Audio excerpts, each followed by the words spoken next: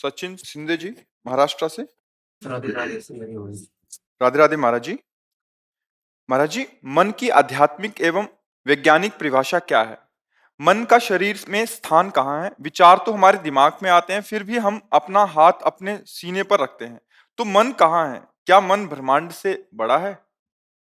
ये शरीर का जब तक ज्ञान नहीं होगा तब तो कैसे तुम इस बात को समझोगे? इस स्थूल शरीर में आसक्त चित्त वाले हो तुम। ध्यान दो पहले। एक है स्थूल शरीर, जिसे आप जागृत अवस्था में जानते हैं। यही जब सूक्ष्म शरीर शयन करने की स्थिति में जाता है तो स्थूल शरीर का भान खत्म हो जाता है। आपका एक शरीर सैया में सोया हुआ है, आपको ज्ञान नहीं रहता। और उस समय यदि इंद्रियां सुषुप्ति में लीन हुई और मन केवल बचा रहा तो स्वप्न का वो स्वरूप रच देता है। और उस समय एक नवीन शरीर होता है, स्वाप्निक, जिसमें दुख और सुख का बराबर वैसे ही बोध होता है जैसे स्थूल शरीर में। फिर जब मन लीन हो जाता है सुषुप्ति में, तब गाढ़ सुषुप्ति अवस्था होती है।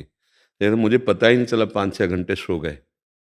फिर उस सुषुप्ति अवस्था में जो मुझे पता नहीं चला मैं 5 घंटे सो गया, वो जो बोध कराता है वो आत्मस्वरूप होता है।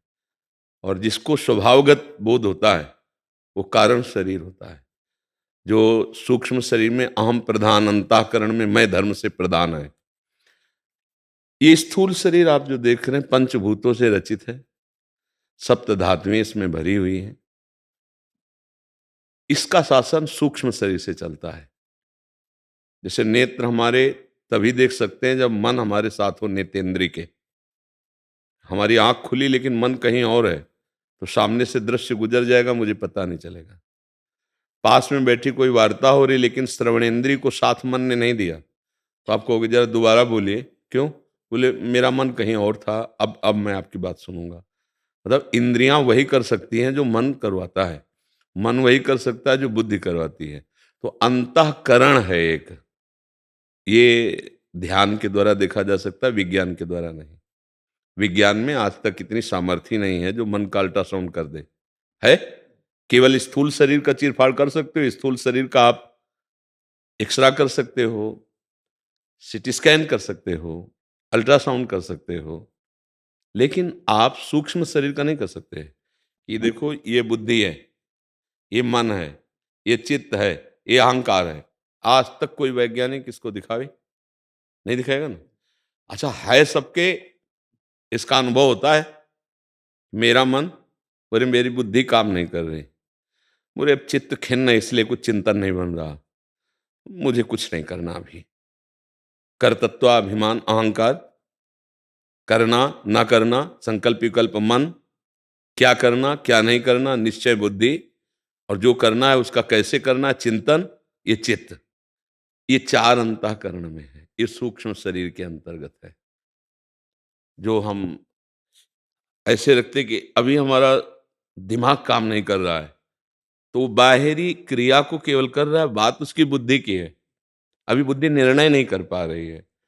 जो जैसे आप कहते हैं कि छाती में हाथ धरता है तो उसकी बाहरी क्रिया है, वो छाती के अंतर्गत कहीं नहीं मिलेगा। आप ऑपरेशन करके देख लो, आज तक पोस्टमार्टम में ये निकला हो कि ये मन निकला, ये बुद्धि निकली, ये चित्त निकली, नहीं। बस पार्थिव अंगों का वर्णन है। ये अध्यात्म में देखा जाता है। जब हम अंतर्मुख होते हैं, पवित्र मन, पवित्र बुद्धि, पवित्र चित्त और पवित्र अहंकार, तब हम इनका परिचय पाते हैं। ये मन, ये बुद्धि, ये चित्त है। अब काम आया, अब क्रोध आया, अब लोभ आया, पता चलता है। अब अहंकार, अब वाणी का वेग है, अब जनेन्द्रिय का वेग है, अब हमारे अंदर ऐसा वेग आ रहा है। वो उपासक उस बात को देखता है स्थूल शरीर में, सूक्ष्म शरीर में और कारण शरीर स्वभावगत। अभी तो हम लोग केवल स्थूल शरीर का परिचय जानते हैं और यह इतना बड़ा है कि ब्रह्मांड छोटा है इसके आगे। जैसे स्वप्न में आपने देखा कि आपका बहुत बड़ा वैभव बढ़ गया, अब वो कितना भी बढ़ा सकता है, क्योंकि आपकी सोच उतनी ही केवल है, बुद्धि किस लिए उतना रच पाएगा। अगर वो और बड़ा तो देवराज इंद्र के पद का अनुभव करा देगा, आप देवराज इंद्र हो गए, आप ब्रह्मा हो गए, ऐसा भी अनुभव करा देगा। और ऐसा भी अनुभव करा देगा कि आप भगवान हो गए।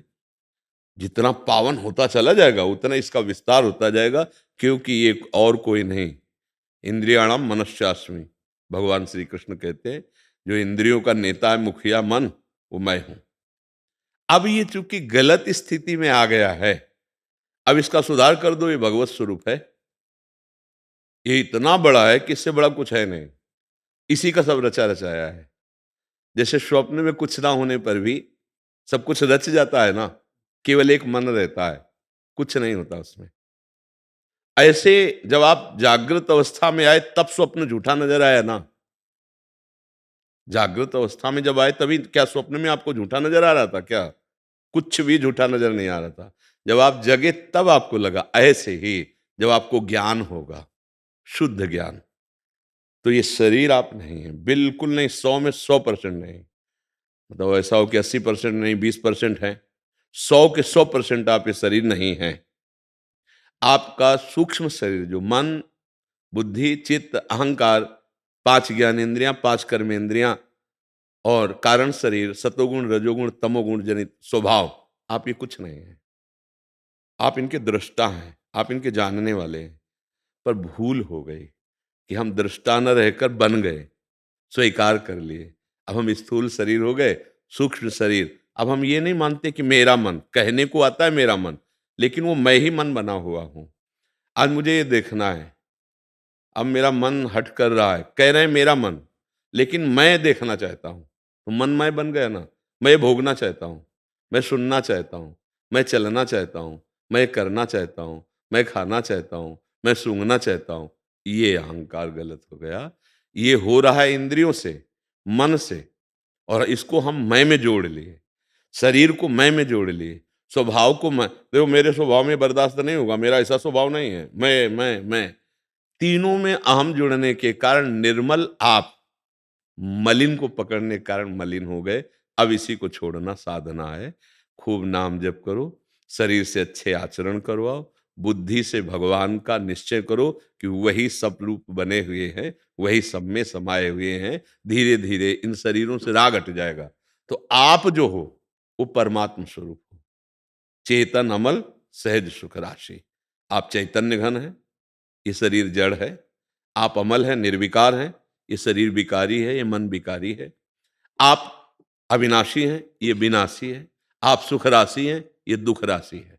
ये दुख ही देता है, जितना आसक्त हो जाओ इससे दुख ही मिलता है। तो इसलिए ना आप स्थूल हैं, ना आप सूक्ष्म हैं, ना आप कारण हैं, आप भगवत स्वरूप हैं, आप आत्म स्वरूप हैं। ये जानने के लिए आपको मानव देह मिला है।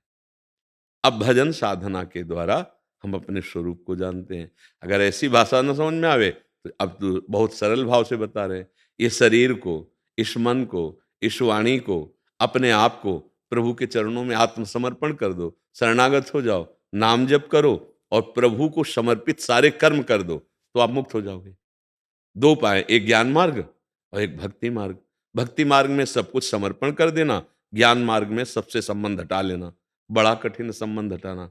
जैसे हम अच्छे-अच्छे भोग पदार्थ हैं, ललचा रहे हैं, तो अब हम उसको भगवान को अर्पित करके पहले भोग लगाते, फिर प्रसाद रूप से पाते, वो हमें बांध नहीं पाएंगे।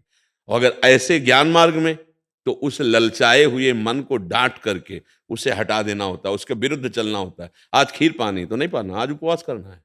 अब इतनी हिम्मत तो शुद्ध ज्ञान मार्ग के पथिक में होगी, नहीं तो मन परास्त कर देता है। मन जो चाहता है, देखो बातें कोई बनावे, मन जब जो चाहता बलात् वही करा लेता है।